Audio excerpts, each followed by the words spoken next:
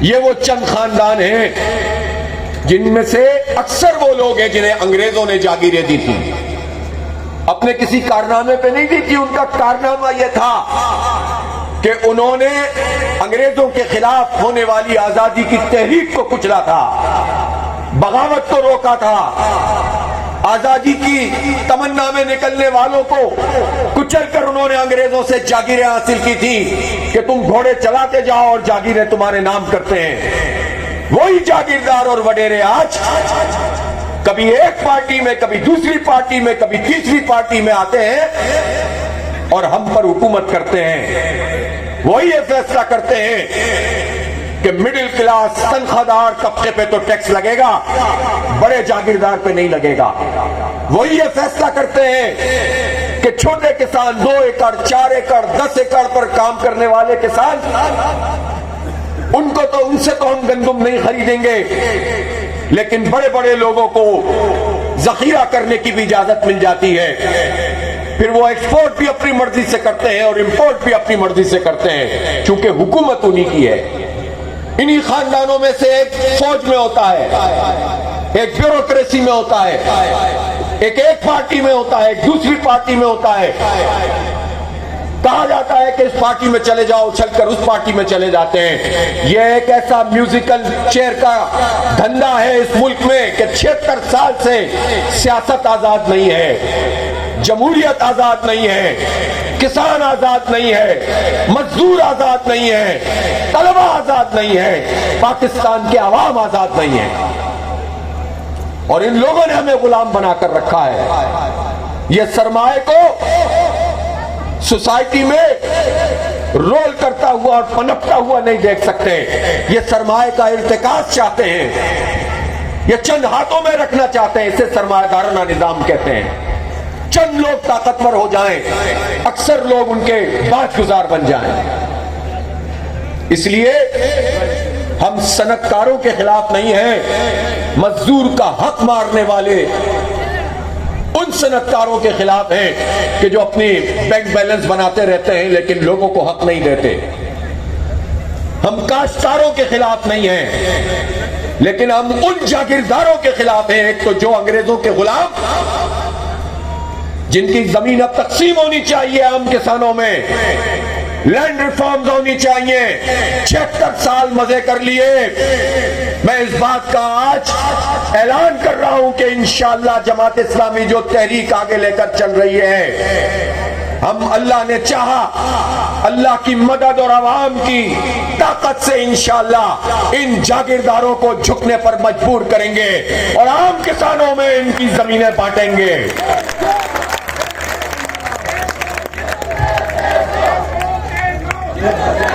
اس وقت پاکستان بہت مشکلات کا شکار ہے۔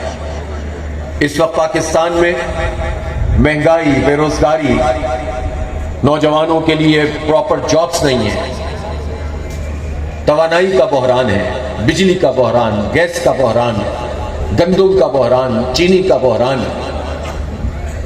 اور یہ بحران ایک کے بعد ایک آتے چلے جاتے ہیں، اور اس کے نتیجے میں لوگوں کو مایوس کیا جاتا ہے۔ یہ بحران کیوں پیدا ہوئے ہیں؟ پہلی بات تو یہ ہے کہ یہ بحران اس لیے کہ یہاں عدل کا نظام نہیں ہے، یہاں ظلم کا نظام ہے، یہاں طاقت کا نظام ہے، یہاں جبر کا نظام ہے، یہاں اشرافیہ کا نظام ہے، یہاں جاگیرداروں کا نظام ہے، یہاں سرمایہ داروں کا نظام ہے، اور یہاں وہ نظام ہے جس کی لاٹھی اس کی بھینس، جس کے پاس بندوق، جس کے پاس طاقت، وہ اپنی طاقت سے لوگوں کو اپنا غلام بناتا ہے۔ اور پاکستان میں یہ حالات اس لیے ہیں کہ عدل کا نظام وہ تو صرف اور صرف اسلام کا نظام ہے، آزادی کا نظام اسلام کا نظام ہے، لوگوں کی بھلائی کا نظام اسلام کا نظام ہے۔ پاکستان ہم نے اسی وعدے پر بنایا تھا، لیکن جب یہ وعدہ پورا نہیں کیا، اور اس وقت کے بھی کروڑوں انسان جو قائد اعظم کی قیادت میں متحد ہوئے تھے، متفق ہوئے تھے، گھر بار چھوڑے تھے، قربانیاں دی تھی، سب کچھ لٹا کر ہجرتیں کی تھی، تحریک چلائی تھی، اور کیسا واقعہ تھا کہ پاکستان بننے کی تحریک ان جگہوں پر بھی چل رہی تھی اور پوری طاقت سے چل رہی تھی کہ بر صغیر کے جن علاقوں کو پاکستان میں شامل نہیں ہونا تھا، دنیا میں آپ نے ایسی مثال نہیں دیکھی ہوگی. لوگ زمین کے لیے تحریک چلاتے ہیں، نسل کے لیے تحریک چلاتے ہیں، قوم کے لیے تحریک چلاتے ہیں. یہ تحریک خالصتاً نظریے اور عقیدے کے لیے تھی، اور لوگوں کو معلوم تھا کہ ہمیں گھر بار چھوڑنا پڑے گا، جائیداد چھوڑنی پڑے گی.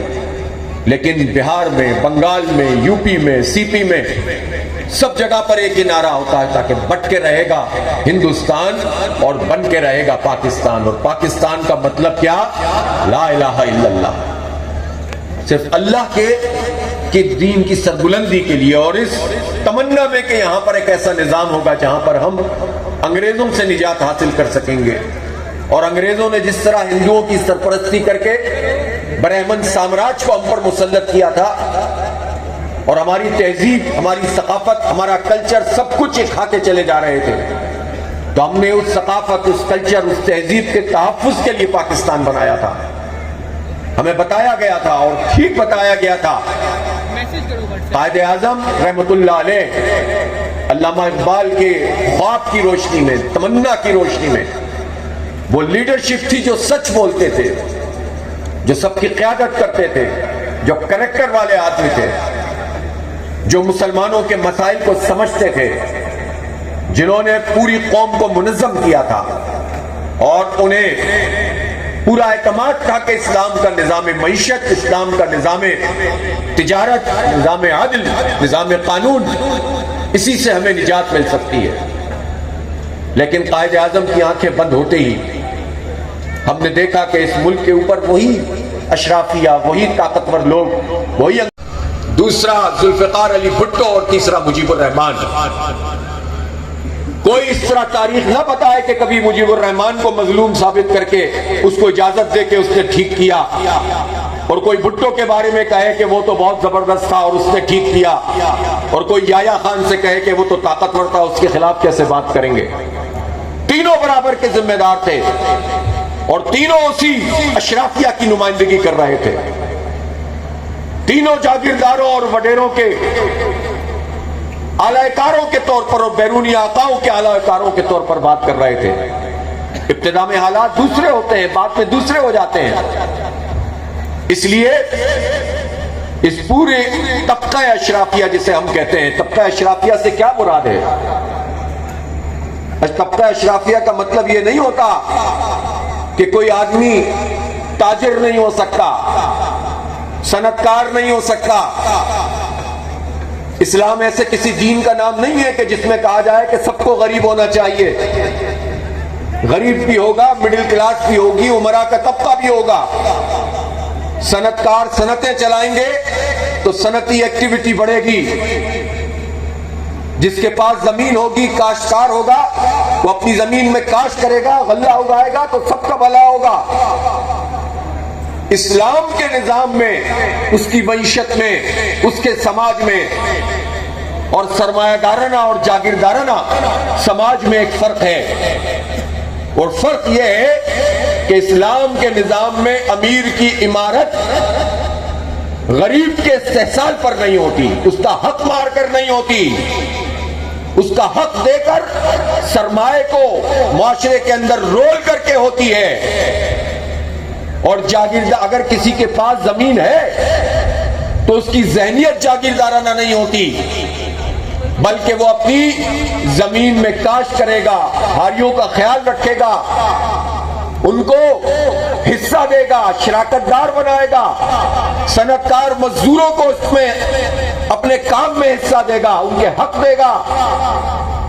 لیکن جو لوگ مزدوروں کا حق مارتے ہیں، جو لوگ کسانوں کو ان کا حق نہیں دیتے، 4% پاکستان میں وہ لوگ ہیں جن کے پاس 40% سے زیادہ کلٹیویٹڈ لینڈ ہے. یہ اشرافیہ طبقہ ہوتا ہے. اور یہ ہے کون؟ زیادہ تر لوگ